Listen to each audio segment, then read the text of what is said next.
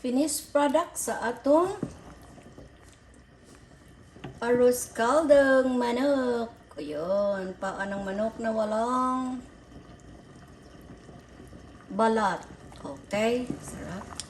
Alam nyo kung bakit dilaw? Nilagyan ko siya ng ilang hiwa na turmeric para pangkulay at para healthy na din. Pero napakaraming luya nito guys. Super dami ng luya para medyo maanghang-anghang na mabango-bango pag kinakain natin. Masarap sa sikmura. Plus, para maging healthy pa at maging makulay ang kanyang buhay, ay nilagyan ko siya ng turmeric. Ayan. Mura na siya sinabawan nga Valenciana. Kasi may turmeric. Okay? So, ayan.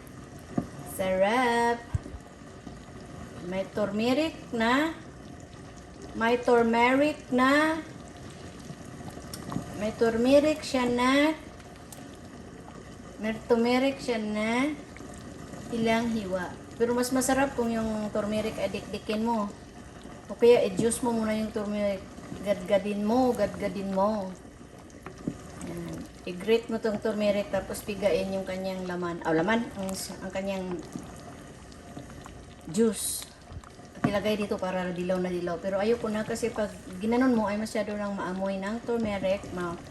Ma-overpower ng turmeric ang luya. So ayan, maraming luya o yung mga dilaw-dilaw na maliliit. Ayan, sarap. So ang turmeric, hindi ko na lang ginadgad. Ayan, hiniwa ko na lang para magbibigay siya ng konting kulay na dilaw-dilaw. At the same time, healthy siya. Ayan, tapos na ito guys, luto na. Kain na tayo.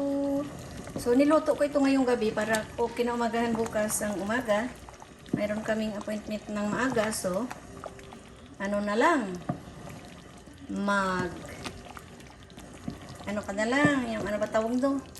Kukuha ka na lang dito, lagay mo sa mangkok at kumain ka at lumayas. Okay? Bye-bye. Layas na tayo. Bye-bye. Sarap, sarap, sarap.